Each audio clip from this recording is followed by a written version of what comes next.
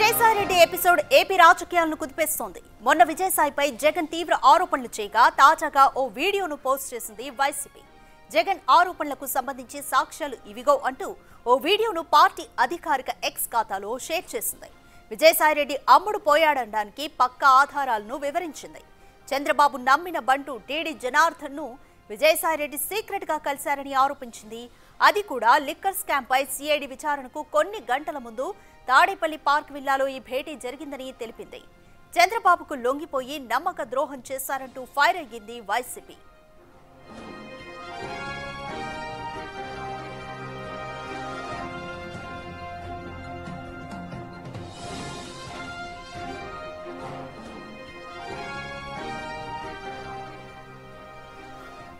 More details మా ప్రతినిధి శివ అందిస్తారు. శివ, విజయసాయిరెడ్డి వైసీపీకి నమ్మక ద్రోహం చేశారంటూ వైసీపీ ఆరోపిస్తుంది. తన అధికారిక ట్విట్టర్ ఖాతాలో కూడా ఒక వీడియోను షేర్ చేసింది. తాడేపల్లి పార్క్ లో కలిసిన దృశ్యాలను కూడా వీడియోలో షేర్ చేసింది. ఏ విధంగా చూడాలి ఈ పరిణామాలు?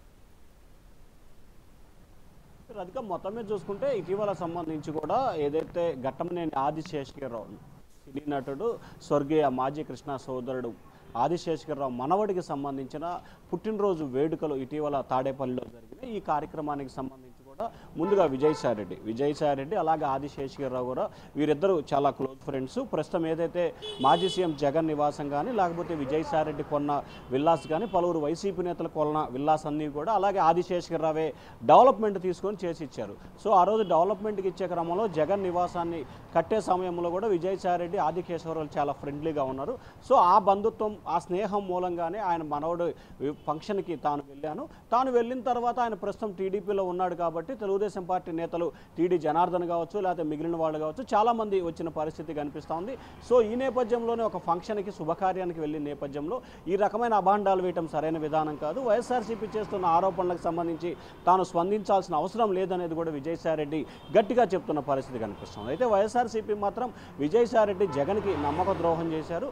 గత 15 పార్టీ పెట్టిన దగ్గర నుంచి గత 13-14 సంవత్సరాలుగా విజయసాయిరెడ్డికి నెంబర్ 2గా చాలామనే నేపథ్యంలో రాజ్యసభ సభ్యత్వానికి 3.5 సంవత్సరాలు గడువు ఉన్నప్పటికీ చంద్రబాబుకు అమ్ముడు పోయాడని చెప్పి కూడా వారు కీలక వ్యాఖ్యలు చేశాడు జగన్మోహన్ రెడ్డి 3 రోజుల క్రితం.